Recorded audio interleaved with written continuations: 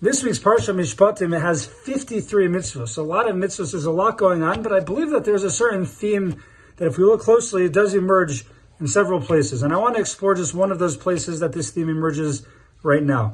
The Torah tells us, it says, Im kesef talve es ami. If you lend kesef to my nation, to my people, to the poor amongst you, do not act towards them as a creditor, exact no interest from them.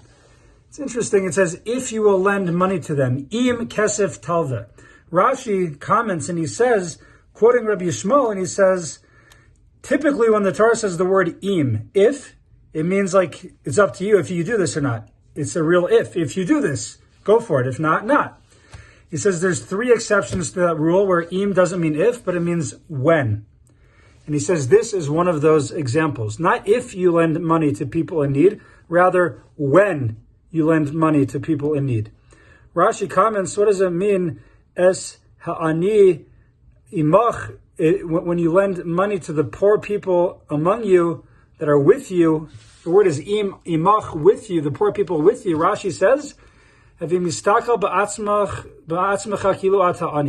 view yourself, look at yourself, gaze at yourself when you're asked to lend money to someone. Look into yourself as if you yourself are in need, as if you're impoverished.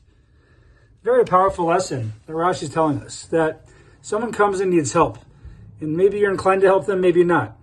But Rashi says that when making that decision, you need to look at yourself as if it's not another person who's coming to you for help, but rather you are the person going to somebody else for help. This is a profound lesson that we actually see in several other places in the Parsha regarding the vital importance of empathy. You have to relate to another. You have to see the world from their perspective. And sometimes it can be hard. Sometimes we don't really want to be bothered. Someone comes to us and they need help and we don't really have time. We don't really want to be bothered. And it's hard to get in that mind frame to want to be helpful. Sometimes maybe people come to your house and they ask for money. They came from Israel and they're raising funds and they need help. And sometimes, maybe you're busy, maybe you're having dinner, maybe you're, having some family time, and it's hard to, put on a smile and to give generously.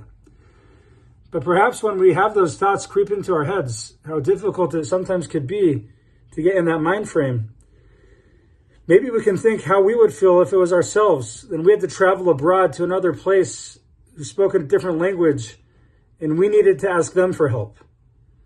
And if we can try to get in that mind frame, perhaps we can be more generous. We can be more empathetic, more kind, and ultimately we can be better people. I think that this theme of empathy is something that all of us can work on in every aspect of our lives, whether the example I gave, whether in dealing with our children who are having temper tantrums, our parents who are sometimes maybe we're not really understanding them, our spouses, to utilize empathy to try to really understand where people are coming from.